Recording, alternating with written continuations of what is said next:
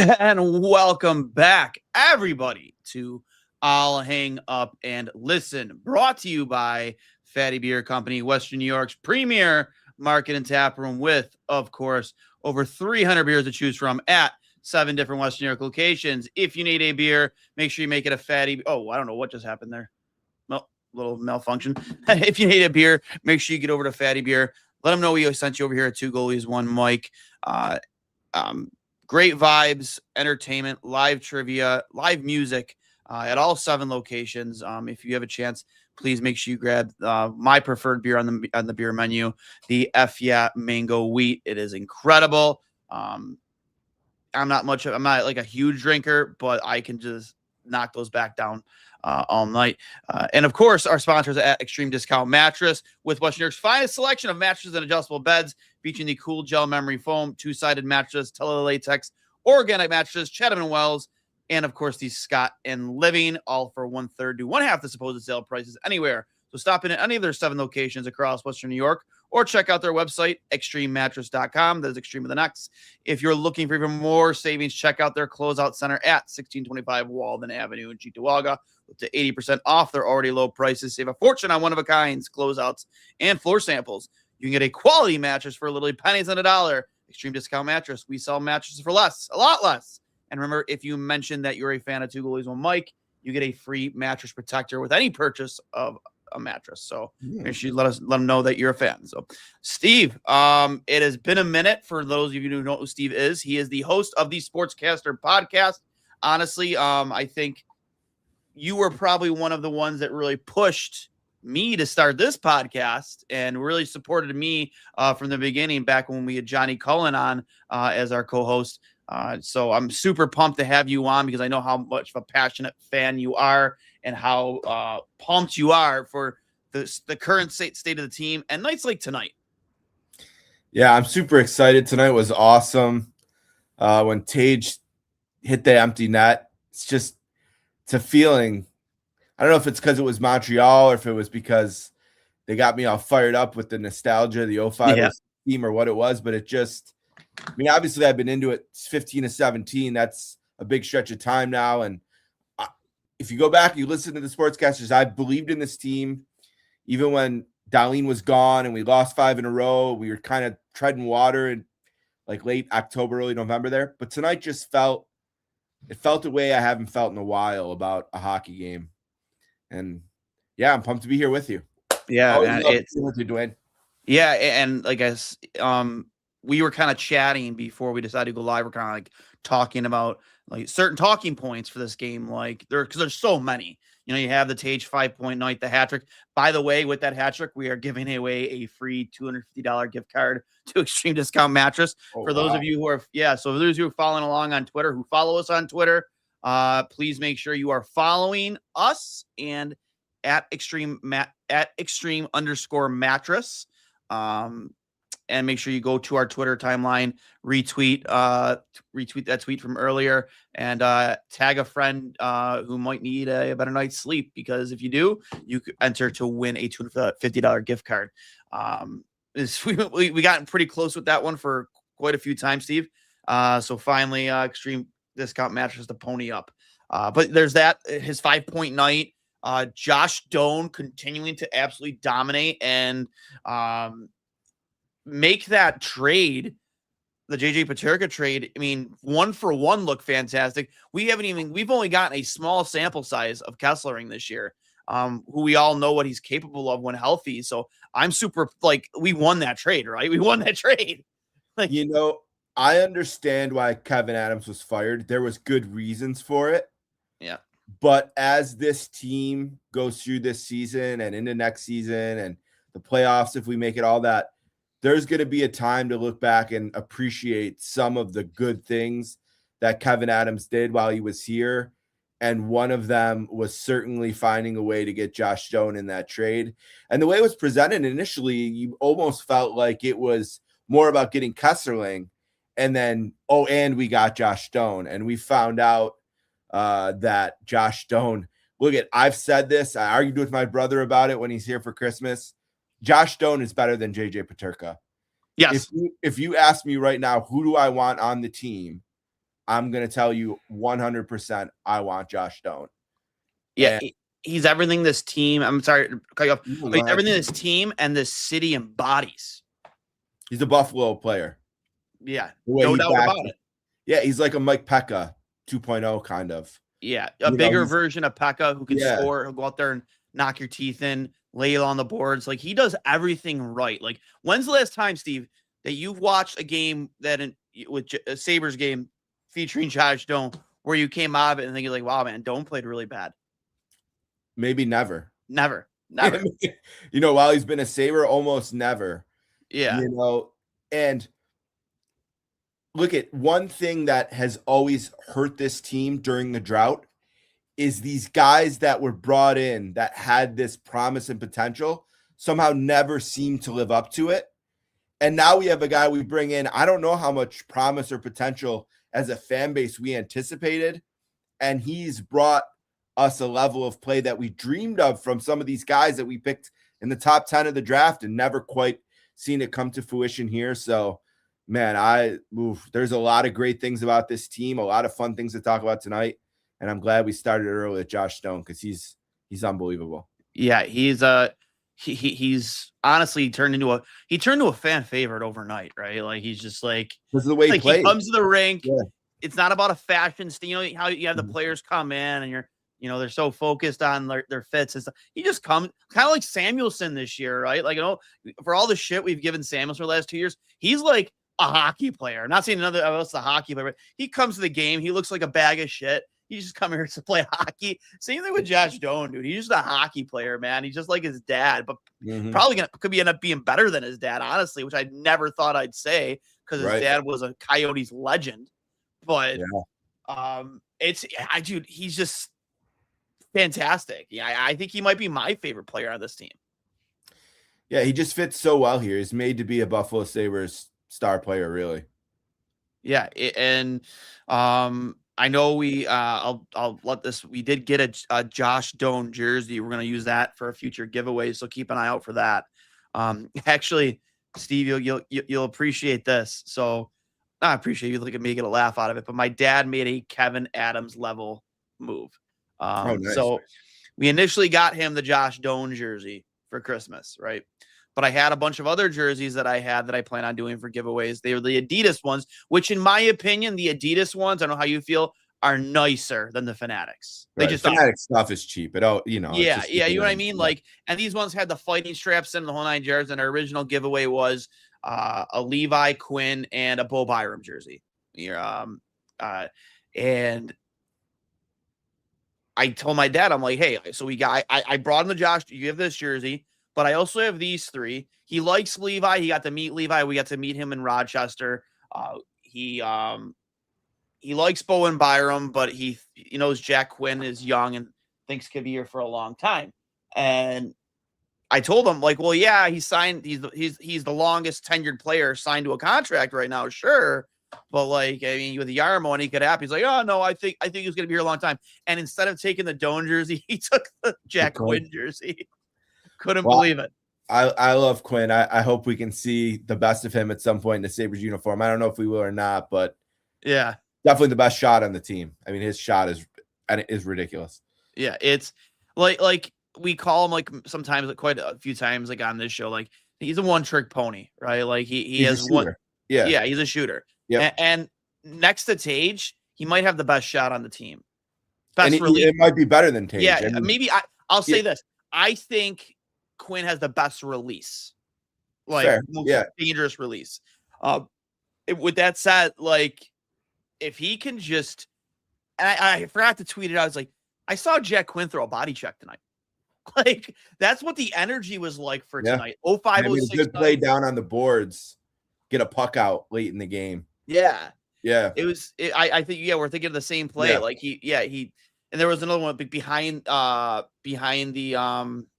net, just threw his body. I'm like, that is what we need to start seeing, like with certain players on this team, guys who haven't really shown a whole lot of physicality. Maybe it was just the energy in the air. Maybe it was just the vibe. You know what I mean? Just the momentum going from last night. And I honestly, like, this is a back-to-back situation for them. They played better on the second the back end of the back-to-back than they did last night. Oh, They this had was a 14 much shots better on game. that. We were last night. fortunate last night, I think, to win that game. Yeah. Oh, I mean, I no think we had doubt. like 14 shots or something like that. But Yep. yeah, they were fantastic tonight. They brought the energy, yet still not fully healthy. It's a good point. You know, we haven't seen Kulik in a while now. I wanted No to Norris say tonight either. there was a game you might remember. It was a Lion game. It was against the Avalanche in Colorado. They jumped on us early, and Lion got pulled. I don't know if you remember this game. It was, you know, before the streak, and, you know, in November probably sometime or late October or whatever. And I remember that night tweeting about how disappointing it was to lose that game because we didn't have Tuch or Thompson. Now, I was joking because they both played, but they played so poorly. And I think one thing that has really changed since that inconsistent start to the season has been how good our best players have been the last 17 games, 20 games or so. I mean, just an incredible performance by Thompson tonight. You know, 3 goals, 2 assists. He was the best player on the rink. He's our Olympian, you know, our U.S. Olympian. We have a couple others as well, but played like an Olympian tonight. And I think USA chance. One of the big, they played Freebird after the empty net goal. USA chance sending those people back to Quebec, the people in red down in the Lord Bowl there. It just, when your best players are your best players, that's when you can be a successful team. And that's something that throughout the drought, I think has hurt this team. Just not enough nights where the best players are the best players. But between Tuch, who had a strong game tonight, and Thompson, who had a strong game tonight, I thought that we've seen those 2 guys who I was critical of earlier in the year not being the best players have found their way at this point of the season to being the best players. And it was super important tonight. Yeah, tonight was such a team effort. Like, Malenstein stuck out a lot to me. Would you agree? He was hitting everything that moved, blocking. They were all blocking. How about there in the third period where I don't know what the hell, we'll talk about goaltending. Ellis, I don't know what he was doing. Like, the most half-ass half-chick impersonation I've ever seen in my life. That was right after the 5-on-3. We didn't score, and then I'm like, oh no, he's gonna blow the game. But we'll get to Ellis. Go ahead. I'm sorry. Yeah, no, you're fine. You're fine. Like, just I thought for sure they were tying it up right there. No doubt. Like, I'm like, oh shit, no, come on, no, not tonight, not on all nights like this. Like, you have Jason you have Ryan Miller announced that Jason Pominville and Tommy Vanek are going to go into the 2026, 2027 Sabres Hall of Fame, which is awesome. I'm sure that'll be a insane event next season. Whatever date they decide on for that. Well deserved. For sure, man. Not just fan favorites, but they performed so well for Buffalo. Both former captains. And they were captains, but remember like that season where it was like a monthly rotational under Lindy. I so many cool, and I listen, Peter Guelli and the Sabres did a fantastic job with this tonight. I'll applaud that. I even tweeted at him. I said, hey, like, you guys did such a good job. And I said, the only thing that I think could have made tonight better, and I put in parentheses, this is not a criticism, I promise. Right. If you would have brought them out in either the white goat head, the alumni, alumni out in the white goat heads or the butter knife. I was going to say the only thing that could have made it better is if our captains could have been there. You know, I think that's an obvious, like, right. I was really given the current situation. I get it. Why? I was excited Briere got to do the video though. Yeah. I thought them coming out on the skates was a great touch. That was sick. Usually you just got the red carpet and they walk out. It was great to see them skate out there. Yep.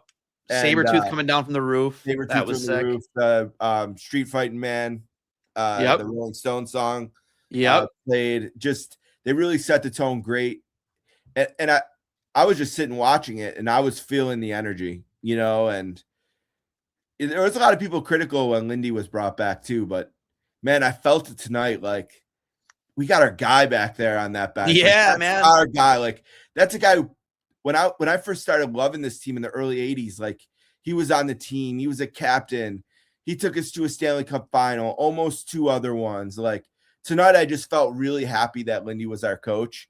1,900 games in the league, 3rd most all time. And He's the coach of that team, which, by the way, the only way to defeat that team was a staph infection. That was the only thing that could have stopped them. And that's what did. If it wasn't for that staph infection, we would have been celebrating a 20th anniversary of a cup tonight. But I don't know. It's just one of those nights where I'm just, man, I'm glad Lindy's the coach. And I'm glad he's finding success and getting the most out of these guys too. I can't agree with you more with that too. Like, clean your cuts, man. Yeah. Come on, clean your cuts. I remember, oh man, this is such like memory lane for good reasons and bad. It was my senior year of high school, getting ready to walk into homeroom, and the rumor started to get around from the radio that McKee wasn't playing that night. I was like, no fucking, there's no way. There's no way. There is no way McKee is not playing tonight, given all of the injuries we were already dealing with. That can't happen. That cannot happen. Game 7 to get to the finals. There's no way that is possibly true. And then, like, I remember we had our senior dinner that night. And you go to my Instagram, you can find the picture. I know I have a picture, but I went to our senior dinner, and I wasn't the only one wearing my very first ever Sabres Pat LaFontaine jersey over my shirt and tie. And we were all crowded around, like, it was like at the Hearthstone or so, whatever the place is, like off of Walden. Your deck was there. Yeah. And we were all crowded around like the bar that was in there because we were too young to go in, just watching the TV as the game went on. And then, obviously what ended up inevitably happening was such a bummer because we would have boat raced Edmonton in the finals. Absolutely destroyed them. I just remember walking out of the arena, and I think someone brought it up. Oh, Briere brought it up in the video. Walking out of the arena after game 6, after winning that game, and just the arena shaking, coming down it's like, I was just so glad I was in the 300s that night because I got a longer walk out of the arena. And then, when Hesh scores to go up 2-1 in the dying seconds of the third, it's like, okay, we're going to pull this out with Gilson and Janik and Rory Fitzpatrick playing. Every single time that team won a game in the conference finals, they lost a defenseman. Yep. Every single time. So was Campbell was the only full-time defenseman. Yeah, Kalinin got hurt in Ottawa, so he was already wasn't gone. playing. Teppo got hurt. Ludman got hurt. Or no, Ludman played. Teppo, Telinder broke his arm. Yep. Putting it up on the. And he would have. I think he would have been back for the finals too. I think it was like he would have found a way to play apparently during the finals if they would have made it. I think Teppo, I heard Telinder, and McKee were the 3. After each game we won, one of those guys was taken out. And then so you figure 4 guys are out. So we played that game with organization defensemen, 5, 6, 7, 8, 9, and 10 out there. And still at a 2-1 lead going into the third period. I mean, that's how good that team was. And it felt so good to have them there because this feels a lot like that. If you go back to the beginning of that season, it didn't start with, we have a team that's going to be minutes away from the cup final. There was a 10-4 loss at home against Ottawa in that season where, Spezza and one of the other ones both had hat tricks and they were scoring every 6 seconds. And that was in October. But that team built up. And it was a January game against the Kings where the Sabres scored 10 and sort of flipped the narrative on that team, it felt like. So it feels similar in a way. A lot of similarities so far between 05-06 and, 25-26.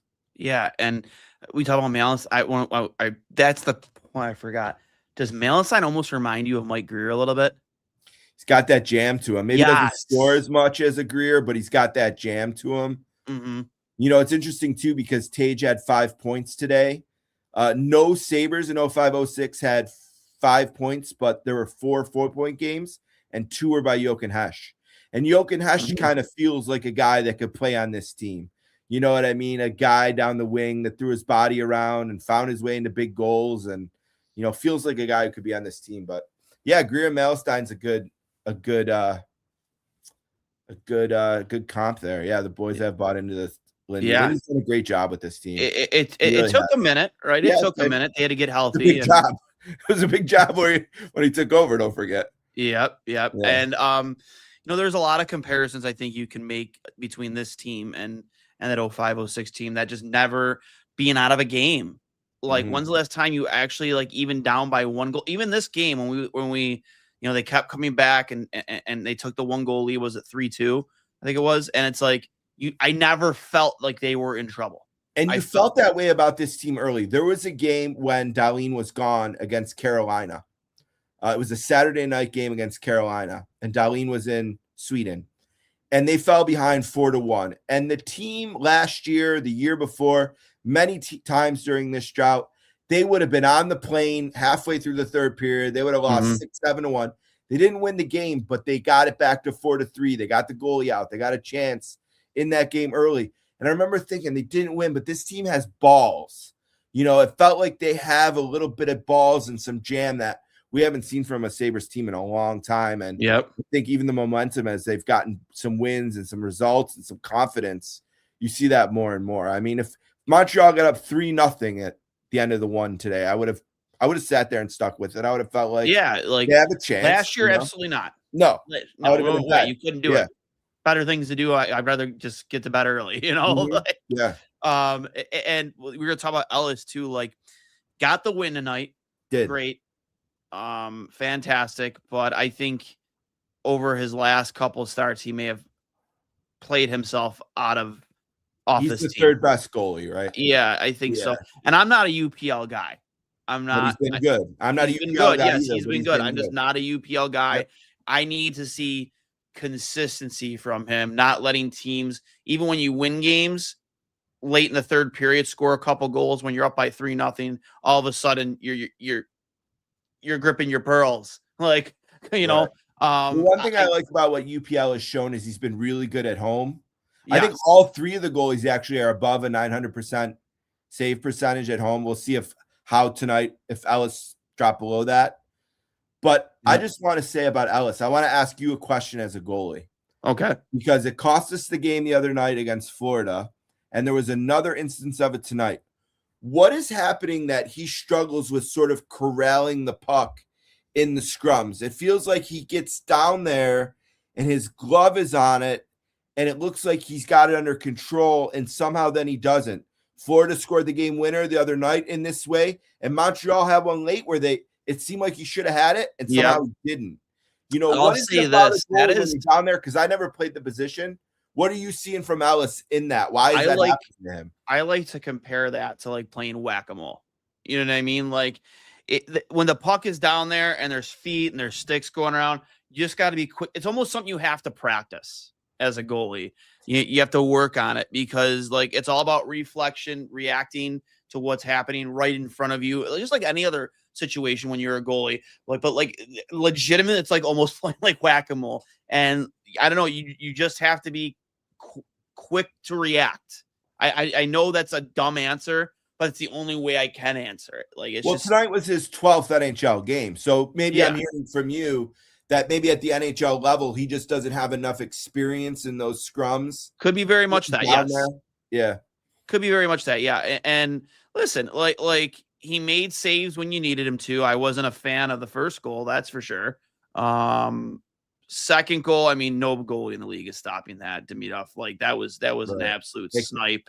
Yeah, that's a goal. 5-on-3. Yeah, it is what it is. No problem there. But the rebounds, it's literally like the third goal rebound was really bad. That was super bad. I can live with the Caulfield rebound because it's a 1-on-1 situation. Yeah, but you can't. I didn't like the way Duane played that either. That 2-on-1, he was really like way up. You know what I mean? Like, sure, he didn't really. I mean, he didn't really give the option for the pass, so it was really him and Ellis 1-on-1. But in the same breath, it's like he also took himself completely out of the play to possibly help him with that rebound because he was so far out of it covering the pass. So, I mean, I wasn't a big fan of that. But, yeah, his rebounds are so chaotic. Obviously, I caught out of net. And I hate, like nitpicking a win like this. That's so much fun. But, like, that was probably the low point of the game was just the chaos that was going on in that. It made for more entertainment. But sure, I would have much rather. Fowler was terrible for Montreal. I'm sure there's the Two Goalies, One Mic Montreal podcast, and they're like, hey, man, this goaltending tonight wasn't good enough. It can happen. But I think when you're in a situation in which, Yarmmo in his early career here, the big decision he's going to make is what do they do when all these goalies are healthy? And I think clearly right now what you do is you make sure Lyon and UPL are the two goalies as of right now. Yeah. Things can change. Goaltending can be a streaky thing. Too many penalties. Yeah, but I think they only took 3 penalties. Yeah, it was just untimeliness of penalties, like the 5-on-3 for sure. Yeah. Byram needs to control his stick there. You know what I mean? Yeah. He can't. But Byram's been fantastic. Yeah. He's been fantastic. Yeah. Complete turnaround from the way his season started. And listen, me and you have talked about it, about Bowen Byram. Like, he's always had this in him. Yeah. He's always had that. He's always been that physical defenseman. He always had that offensive upside. Yeah, he hasn't been great defensively for the first half part of the season, but like, he's everywhere on the ice, though. I mean, answer this in all due respect, Steve. Like, who would you rather have? And this is a question, man. Owen Power or Bowen Byram? Tough question. And it shouldn't be, considering Power is a first overall pick. Here's the thing I want to say about Power, though. You have not heard very much that's a good thing. This, Owen Power that lately. No, he had a good game tonight. He's been eating 23, 24 minutes a game. The offensive production maybe hasn't been as good as you would expect from him. But he's calmed the haters down, I think, a little bit. The thing I worry about with Power is I don't want to give up too soon and watch him have Zdeno Chara's career, in Boston and Ottawa. This is a guy that only a couple years ago would have been the number 1 pick for 32 teams. I think that guys like Cal McCarr and Schaefer sometimes can, they're such freaks and so unusual that people think everyone should be like them. But defensemen take time to develop. Remember where Rasmus Dahlin was at this point in his career with Power. So I'd hate to give up on him. No, I don't think I don't want to get. I want Power to turn out. I want them both. Can I just have them both? Do I have to send one out? At least for next year, I think I can have both. We talk about that because we asked that question because sometimes it could come down to one or the other, and who do you want, one or the other? And right now, for me personally, I think I would still pick Byram just because he's giving you more consistently on a nightly basis on both ends of the ice. There hasn't been much to complain about defensively, but from Bowen Byram, and he gives you more physical upside. If this is an off-season decision, okay, and I'm making it in the off-season, I'm probably picking Power because of the upside. If this is like a trade deadline decision, I might pick Byram just because he's just going so good right now that I don't know that I'd want to. But I mean, it's a tough question. Power has become the Schmelik or the Zhitnik, right? Yeah. The guy on the team that everyone is pissed off at all the time. Like Owen Power has become that guy. And that's a hard spot to be in when everyone, especially at his age. He's what Samuelsson was last year. And remember opening night, everyone booed Samuelsson. He's the only guy who got booed. And he's been a Norris Trophy candidate for us this year. Snub from Team USA. You know what I mean? I mean, Samuelsson should be a lesson to us about Power because it can change that quickly. But when you put Power and Byram together, you're hurting my head. I don't know what to do. I'm glad I don't have to. It's a tough question. I don't have to make that decision. Too. Yeah. I want Power to turn it around. I want to never have to complain about Owen Power again. And you listen, during this 16, 17 game stretch, he hasn't given us much to complain about. No, he really hasn't. Quietly good. Not a lot of offensive production, but quietly good. And I just think about, if we can have a team that has Dahlin and Samuelsson and Power and Byram and Kesserling, like that's a team you can roll over year after year after year. And, I don't know if they can keep them all. I'm not a cap expert. I don't know. There's going to be decisions to be made. Luckily, they're above my pay grade, but I hope we can keep them both. You're taking a lot of heat right now in the chat for we're in the same chat. I'm sure I am. I'm getting yelled at in the chat right now for not bringing it up. Like, get this guy off the show or this poverty Saints fan. I said that that he's the guy that everyone hates right now. And I understand that I'm defending that guy. Yeah. You know what I mean? So it is what it is. Power here just Oh, look at that. Look at that. Yeah. Hey, Steve, Poverty. can That's you what poverty looks like. Yep. Hey, Yeah. Steve, can you at least tell fans why you're a Saints fan? Yeah. So when I was about 3 years old, I cared about two things: hockey and wrestling. And I learned how to read by the time I was 4 years old because my dad was sick of answering questions about the Sabres. And he said, "You see this thing that comes to the house every day, the newspaper? There's a guy named Jim Kelly that writes about hockey in there. Read that."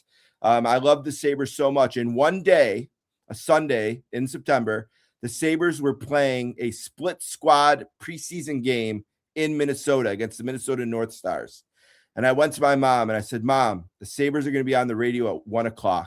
We all need to come to my room and listen to this important game between the Minnesota North Stars and half of the Buffalo Sabres on the radio." And she said, "No, we're going to be watching the Bills game." And I was like, "What? Why the hell would anyone want to watch the Bills game when the Sabres were on?"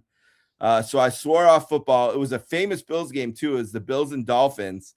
And poor Jerry Butler broke his ankle in the end zone against the Dolphins that day. But because of that, I was out on the Bills. I was out on football. And then finally one day, my dad said, "Please watch football with me." I said, "All right, who's playing?" And he said, "The Saints and the Vikings." And he said, "The Saints wore these bags. Their fans wore bags on their heads, and they're horrible." And I started watching the game, and the coach, Jim Moore, looked like my no-no. And they went up 10-3, and the dome was rocking. It was the best thing ever. And then they lost 44-10, and I watched every second of the game. And couldn't believe it happened. And I was in for life. So I've been a Saints fan since 1987. Yeah, and that's what I like. Bobby. Thank you, Bobby. It's like you only chose the Saints because the Bills were taking attention away from the Sabres. That's exactly so it's why. Like, I think if you're not gonna be a Bills fan, I can accept that. You know, in retrospect, I understand why they wanted to watch the Bills game. But like in my 5-6-year-old head, I'm like, this is a Sabres North Stars preseason game, radio only. Like, you got to listen to that. But I will take the heat for Owen Power. I will take the heat. And in 2 years from now, whether it's here or someone else, that he's succeeding at the level we all thought he would, I'll come back and see if everyone's still yelling at me. What'd that last one say? Steve is the first ever Sabres fan, Saints fan, and wrestling fan. GOAT status like Owen Power. And his handle is Owen Power. I see that. Well, I'll take the heat for the guy. We're all having fun tonight. I still believe in you, Owen. I still believe in you. Don't make me look like an idiot. Yeah, who cares, man? I'm just and I've said this so many times, Steve, and I'm happy we can talk about it. It's just cool to see people out in the wild wearing their Sabres stuff proudly again. And the night of games, buying a 30-pack of beer or 12-pack of beer because they're going somewhere to watch the game. Friends coming over. Sick. I love it. Place. Yeah. Oh, I love it, man. Yeah.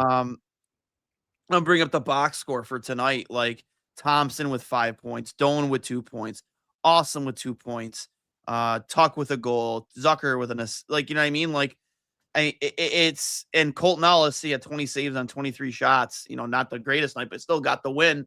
Who knows what there was a question in the chat. Maybe you know the answer, Steve. If you are to trade Colton Ellis because you got him off waivers, can you only trade him to players that put in a waiver claim on him? I've never heard of that. You could trade him. I didn't think so either. I don't think that is a thing. Okay. No. Someone did ask that earlier, and I just wanted to answer that out. Hold on. This is funny. I got in a knockdown, drag out fight with my cousin over the remote because he wanted football and I wanted to watch hockey. That's right. Exactly. Yeah. And like you said, we only have a few more weeks of Bills football. Not that I'm excited for that. I want to see them win a Super Bowl. But that's something we were going to talk about earlier, and we're kind of touching on now about how people are getting the beer, going to their friends, going out. Like, they sold out tonight. I think it's the 4th sellout in 7 games. They already have more sellouts this year than last year. The Bills are going to be done one way or another in a couple weeks here, and I just feel like a generation of people, like I have a 10-year-old nephew, right? Like this generation of people that grew up here and never knew what it was like to be a Sabres fan when we're good, I think the time is coming. You know, like being out in 20,000 people inside for the game and 16,000 people outside in the plaza for like those feelings, those emotions. We have a whole city full of people, you know, who never got to experience that. And like when Kevin Adams, when he gave his, you know, palm trees and whatever else it was, why it's not good. It's like, this is a hockey city. I don't care what kind of trees we have. Like Marcel Dion, like I used to go to the Boulevard Mall, and Marcel Dion, who never even played here, had a store in there and lived here for 20 years. You know, Scotty Bowman came and never left. How many Sabres players come here? This is a great place to play hockey. When it is good, it is in the top 5 places in the league to play. People from Southern Ontario love to play here because they can go home to Sunday dinner if the Sabres don't play and be home. You know, this is a hockey. What do they say? Hockey haven, whatever you want, hockey whatever. Haven, it is that, and it was. It absolutely can be. It was sleeping for a while because they weren't winning. But if it starts winning, people that don't know or forgot what it's like, they're about to find out. Yep, for sure. One question: who is the greatest wrestler ever, and why is it Owen Hart? Well, first of all, I was thinking about Owen Hart tonight when Sabretooth was coming down from the roof. A little bit, it always makes me nervous. It makes me think of poor Owen. May he rest in peace. It was a scary moment. The greatest wrestling question is tricky because it depends what you mean. I mean, obviously the most greatest draw in the history of wrestling is Hulk Hogan. Nobody will ever be culturally as impactful. You know, are you talking about in the ring? You could maybe say Shawn Michaels is the best in-ring performer. You might say Ric Flair is the most all-around. You know, Steve Austin had the biggest peak. You know, nobody had that peak that he had where, you know, there's a saying that Hulk turned Vince into a millionaire. Austin turned him into a billionaire. But, you know, that's a tricky question, but I will say Hulk Hogan. Yeah, you made a lot of great points there. People make their Mount, not the personal wrestling podcast. Well, we could, but like people have their Mount Rushmores of wrestlers. I think Austin. What you mean? You know? Yeah, exactly. Like Owen Hart, like you mentioned, like I was, you know, I wasn't mean to like not jokingly like smile, but like it's like, yeah, dude, like seeing Sabretooth come down. I watched that live. I wasn't making a joke either. Like, neither was I. Like earlier because it makes me nervous because of that. There's a reason why they don't do it anymore, man. Because that, you know what I mean? Like I watched that live, and I remember Jim Ross making the announcement live that was scary shit. So I wouldn't get used to probably Sabretooth coming down from the ceiling. There was a reason probably why they stopped it. When he was on the ice, I was glad he was okay. But rest in peace to Owen. Legend. Absolute legend, man. If you're just watching and you don't know, watch the WrestleMania 10 Bret Hart Owen Hart match. It's the first match of the card. It's unbelievable. Yeah. So Duane, where's Connor? Was he nervous to come on? I don't. Connor was sick tonight, unfortunately, but I've been waiting for an opportunity to bring Steve on because I know how passionate of a fan you are and how excited you be after a win like tonight, and just, you know what I mean? Like everyone watching, we deserve this. Yes, we do. We deserve this. And we talked about tonight, you know? We talked about partying the plaza for like those 05, 06, 06, 07 teams. Like, you know, we haven't even touched on the night in itself and all the alumni that were in the house. Like we kind of did, but like I remember, like you see other teams do it now. That fucking started here, man. Yeah, that started in Buffalo, New York. Piling 10,000 fans outside the arena while there's a sellout and the walls are shaking. Back when it was, would have been HSBC? What is it? HSBC arena at that point? Maybe. First Niagara arena. I don't even know. It's been like 6 different things since Marine Midland. You know what I mean? But we started that, man. I remember showing up in 05, 06 against Ottawa, like for partying the plaza, and me and my buddies, like we brought like framed pictures of like Heatley and Spezza and Alfredson, and we set them on fire in the middle of the plaza. Like it was so much fun. The Drury 7.7 seconds game was crazy because the sold out. Obviously, you have the 20,000 inside, then you have the 20,000 outside, and then you had this weird mix of people who had kind of left and they're mulling around, and Drury gets the goal and couldn't go. I mean, it's a crazy night. And then a Finneganov who was there tonight, which I was really happy to see. Yeah. Sometimes those Russian guys, they go back to Russia after they play. You never see them again. So I was glad to see Max tonight. And I was glad to see all of them. I love that they wore the skates. Great night for Pominville and Vanek to get the news that they're Sabres Hall of Famers, and what amazing goals they scored for us. Pominville, obviously, the game winner in overtime against Ottawa in 05 and 06 to win that series, which is great, a top 10 moment in team history. So 100%, man. And listen, I gave credit to the Sabres earlier with the job they did tonight. But like, I can't wait. Like, on all of nights like tonight, right? You have Ryan Miller night, you had RJ night, you have when they inducted Ryan Miller into the Hall of Fame, retired his jersey. I think they did both in the same night, didn't they? He got the induction and the jersey. Yeah. So like, they always do such a good job when commemorating something outside of what started this podcast, the 90s throwback night that they absolutely butchered. But since then, they've gotten everything right on nights like tonight. So that's why, like, I look forward to hearing when that game's going to be. Because I remember, like, I actually, behind me on this chair, it's on one of these two jerseys in the back of this chair. I have a Pominville jersey from his very last home game as a Sabre, because it was a fan appreciation night, and they were giving away everything. They were giving everything in the kitchen sink that night. And me and your brother, and this fired him up. Actually, I'm so happy you're on the story. So we went to the game together. I bought the tickets. They're my tickets, but he switched seats with me. He switched tickets with me, and my ticket was the winning seat for the Jason Pominville. You had to go on the ice, and he gave you the jersey. No, not on the ice. You just got a jersey. Okay. He was so fired up. And I was like, I paid for the tickets. I bought them, and he's like.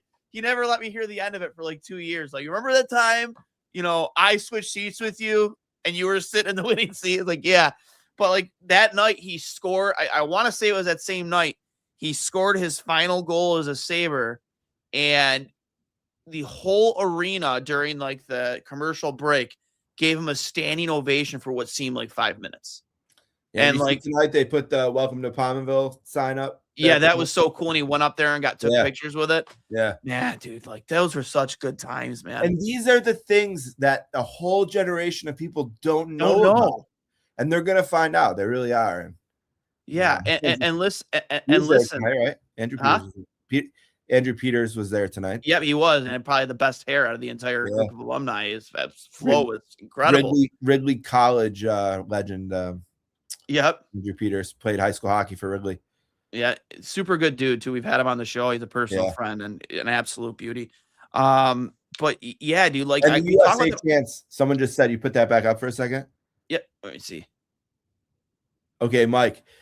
The way that part of Freebird has become like the USA Hockey song is one of my favorite things. Yeah, like, it started at the World Juniors a couple of years ago. And they were playing that for all the goals, and then it seems like it's just become the USA Hockey thing. And when Tage scored it's their theme for sure. He scored that hat-trick goal, and everyone's chanting USA, and the Freebird, that part, they picked the perfect part out of it too. Love that. So do I. But to your point earlier, like, it's like there's probably almost two generations of Sabres fans. Like, and like, I coached high school hockey for 8 to 10 years. I don't know the exact number. Coached some was it the Saints? Yeah, I think. And then Depew High School. And like, there were kids on the teams who, like, if you asked them what their favorite player was, it wasn't a Buffalo Sabre. It was like Ovechkin, it was Crosby, it was McDavid, it was like these kids. But here's the thing: it's hard to blame them. Because who could you look up to with the Sabres? Because you didn't know what Wayne hockey looked like. Yeah. Like, I remember back in those days. Not that scumbag Jack Eichel. Exactly. Fuck him. Loser. But I remember back in those days, man, you couldn't like look down a side street and not see a game of street hockey going. And now, like, I that's what, to your point, it makes me feel so bad. But it also now makes me feel so excited because now this new generation of hockey fan is going to know what Sabres hockey is like, just like I did, just like you did. They're going to find out. Bills fans went through it, right? The long drought. Yeah, all those quarterbacks. And then, Josh Allen shows up and Sean McDermott shows up. And you have this golden era, which we'll see how it goes this year for them. But the Sabres, it's sort of like they're having their moment right now, whether it's, it's maybe not that one standout guy like Josh Allen, but you have your Tage Thompsons and Duane and Norris and Doan and, a new generation of guys. And that's what 05-06 was like too with the Sabres. Everyone had a different favorite player. Yep. Right? Like you had I love Drury, I love Briere, I love Pominville, I love Roy, I love Vanek, Finneganov. This team feels like it could be like that too, with a lot of different guys are going to be people's favorite player. Yep. And another comment in here too. They saw Peter sitting with Tuch's agent tonight, Steve. Yeah, they showed that on TV. And it looked like they were having a pretty animated conversation up in the suite.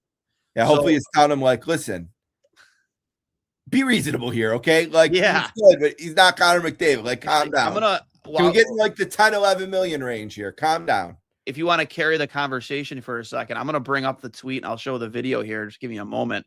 Sure. But yeah, like what would you say, because me and you haven't talked about it. Like, what would you say his worth is right now to Buffalo? Yeah, I mean, I feel like if they let him walk away, it would kill the momentum in a way. I know that would be an off-season thing. It wouldn't hurt this season, but I feel like he needs to be here. He's not local, but he's from Syracuse. Feels like this is the place he needs to be. I hope they can find a reasonable agreement somewhere in the 11 million range, maybe. Maybe you can give him an extra year to bring the annual down a little bit. The cap is going to go up and up. I know there's going to be people to take care of, but I think you just need to find it. You need to find a way to take care of Alex Tuch, to have him here. He's part of the core of the team. He's very important. He's a little bit older than some of these younger good players, but he's not too old, where you're going to regret the contract, I don't think, in the back half. So I'm all for finding a compromise. 100%. Yeah. And I think what they showed on TV. So like literally during a trivia question where apparently Max Afinogenov was he had like 72 penalty minutes or something. But look how animated they are. Yeah.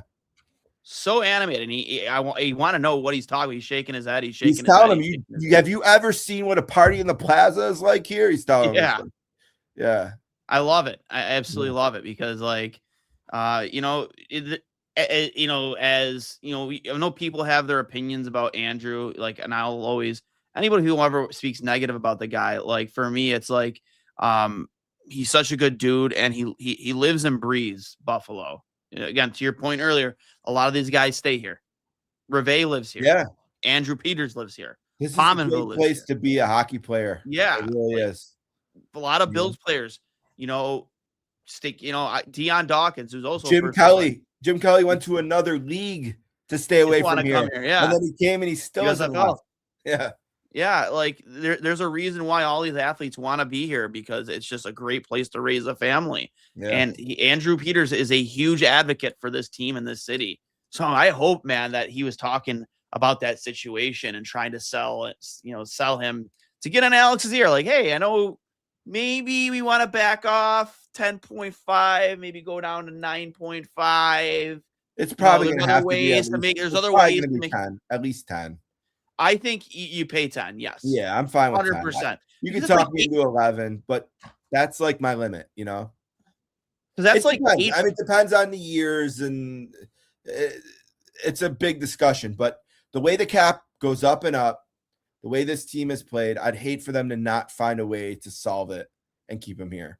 Yeah, to me, it's like, and there was something that Yarmmo said in his introductory press conference that caught my ear when he talked about the assurance he got that we can go to the cap again. Yeah. You know what I mean? Makes me think it's going to happen. I believe they will do that. So I'm very, very optimistic he stays. I want to be optimistic about everything tonight. Yeah. And then from Owen Power sucks 25. Tuch ain't going anywhere. He's staying. Owen Power convinced him to stay. Oh, well, there you go. And go back to that Campbell comment. I only read part of it. Yeah, here we go. It's talking about throwback hockey players. Brian Campbell, open ice on RJ Umberger. I was at that game. I went to 2 games that playoff. Danny Briere scored in overtime in both. And when that happened, it was pretty much right in front of me. And I thought he was dead. I mean, I thought he died. Like, I thought Brian Campbell killed him. Yeah, like it was that hit, the thud. It was as clean of an open S body check that you'll ever see. Best check I've seen in ever. I would say honestly the worst hit I ever saw, just in general, and it wasn't a good hit. I don't know if you remember. Do you remember when Ovechkin hit Briere as he was going to the bench? Oh yeah. And his head hit like the opening. Yeah. I thought Briere was dead. Yeah, he caught the stanchion there. Or whatever. Yeah, and like he went limp. Yeah, and I was like, and Ovechkin only got fined $1,500. He's just like, I spend this every at dinner, whatever. Yeah. It's like to me that was wine money for dinner. The bottle of wine, like is $1,500. It was crazy. But yeah, that Campbell hit, man. Oof. And I will watch when this is something that I'm excited about, because sometimes when I'm down, I will go to YouTube and watch Sabres clips with RJ, and we need to add some new ones. I know RJ won't be here for them, unfortunately, but okay.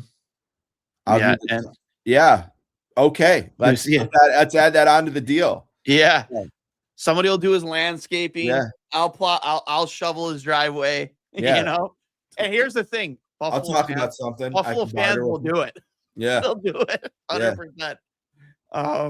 No doubt about it. Like, they'll start a GoFundMe for his daycare expenses or something. You know what I mean? Like, they'll do it. Sure. They'll do it. They'll find a way to keep Alex Tuch in town. Yeah. I'm going to throw it back to our sponsors real quick. Yes. Shout out again to Fatty Beer Company, Western New York's premier market and tap room with over 300 beers to choose from at 7 different Western New York locations. If you want to grab a beer, get over to Fatty Beer. Let them know we over here. It's 2 goalies and Mike sent you. Great vibes, live music, entertainment, trivia. I might be careful though if you pick the Lancaster location.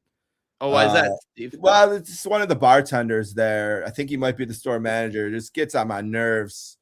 If you do go to the Lancaster one, you bump into someone named Greg. Tell him I sent you and said he's a bum.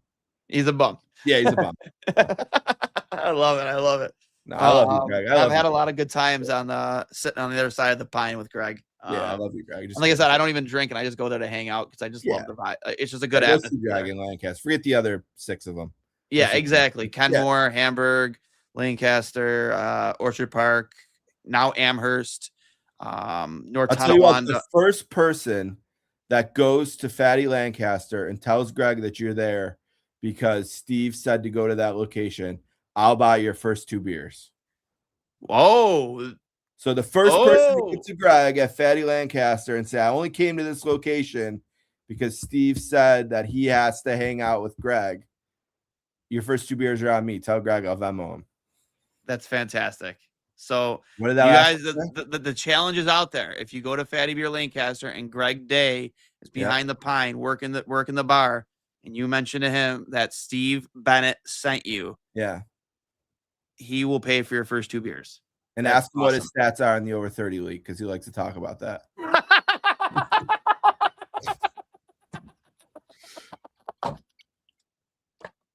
He'll tell you how he'll tell you about his snipes. He'll tell you about his snipes. I love it so much. But we go back. You go too fast with these comments because I like to interact with the people. Oh no, dude! But we have already like 200 comments, so I try and get everybody. You know what I mean? I want everybody to feel a part of it, but sometimes it's hard to read every one. Hold on here. What's your Venmo? I need to make rent.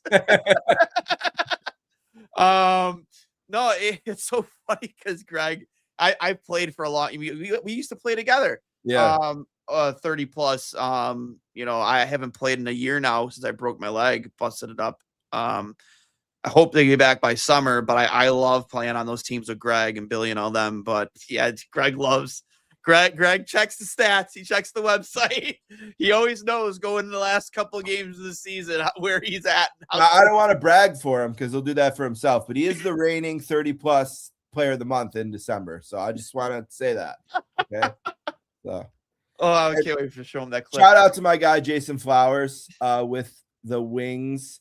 Probably a lot of people who are from the hockey community. They know Flowers, and everybody say a prayer for him. He needs our support. So shout out to Flowers, who's a beautiful guy who does a great job with the Wings over there. So shout out to Jason Flowers and his family. Yeah, he's a good friend. He's a good friend, and again, I haven't really seen much of him since I got hurt, but always show up to the games with a Monster firm. I used to hook him up. I work for big energy drink guy. He drinks it like water. Drinks it like water. But sorry, I cut the plugs off. That's my bad. No, you're good. And of course, our other sponsor at Extreme Discount Mattress. If you need a new mattress, you can get one for pennies on the dollar with extreme savings at any 7 of the Western New York locations. And their new closeout center at 1625 Walden Avenue in Cheektowaga. You get one-of-a-kind closeouts and floor models there. Just let them know we sent you over here at Two Goalies with Mike, and you get a free mattress protector with any purchase of a mattress. So before we get out of here, Steve, we're running on an hour now, which I'm perfectly fine with because I'm having a blast. Can I get 2 free mattresses from Steve? I don't sell mattresses, Mike. I don't know what you want me to do on mattresses. Yeah. Man, you're getting a lot of heat. You're catching some heat. I love it. Steve, can you buy the first 3 beers instead of 2? Got to save it for Sabres playoff tickets to watch Owen Power be the GOAT.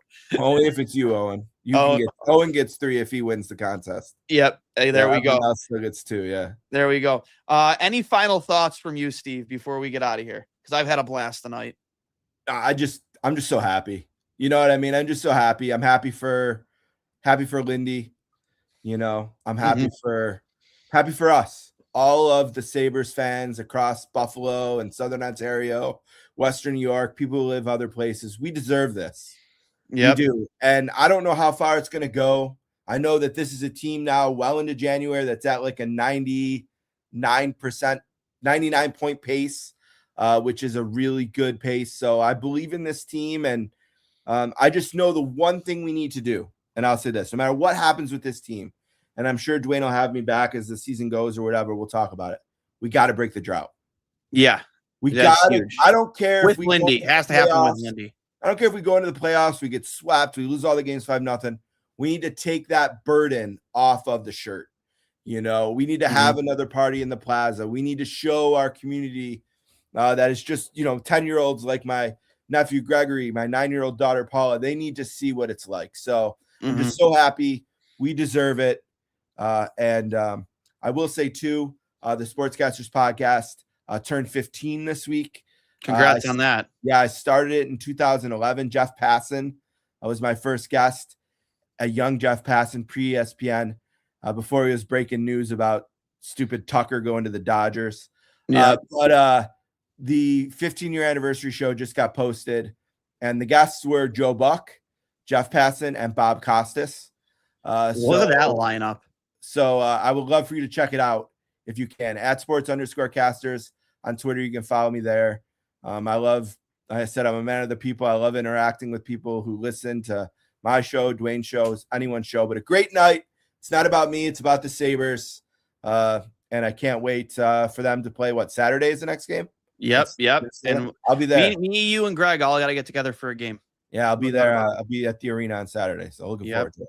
Yep. Mike Donesco, is it a wrestling podcast? He does have a wrestling podcast. Yeah, I did do a side project called the 24-inch podcast, which was about the career of Hulk Hogan. It's kind of on extended hiatus right now, but it's in the same feed. If you go to the Sportscasters on your favorite podcast app, you can find those episodes, and of course 15 years of the Sportscasters. And shout out to you, Owen. What was his name? Owen Power Stinks 25. Yeah. Shout out to you too. I enjoyed and I know I got some heat for defending the guy, but I'll take it. No, I wouldn't say it. It's fair. It's fine. He's been playing well. He has been playing well. Yeah. One thing I will ask you before we get out of here. Yeah. When Josh Doan gets his next contract, what's it going to look like? Oof.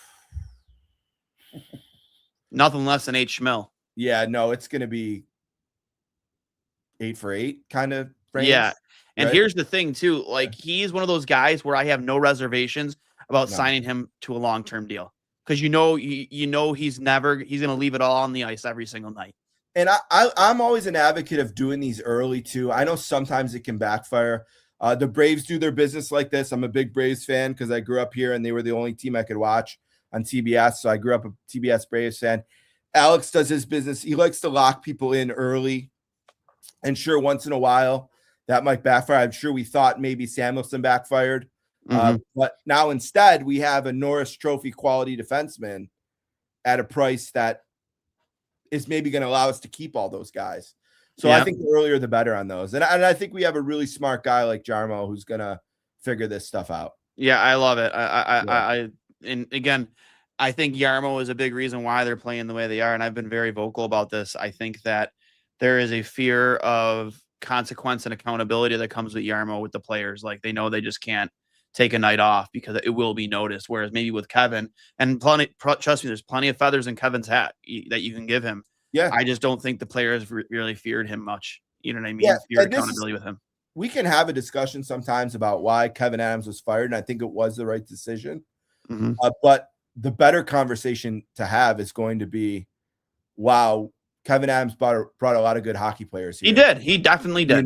He made the best of a horrible Eichel situation and was able to get Tuch here. Paterka didn't want to be here. Fine. We got to get better guys. Won that trade. McLeod trade. The famous troll on Twitter has even relented now. From Matt Larkin.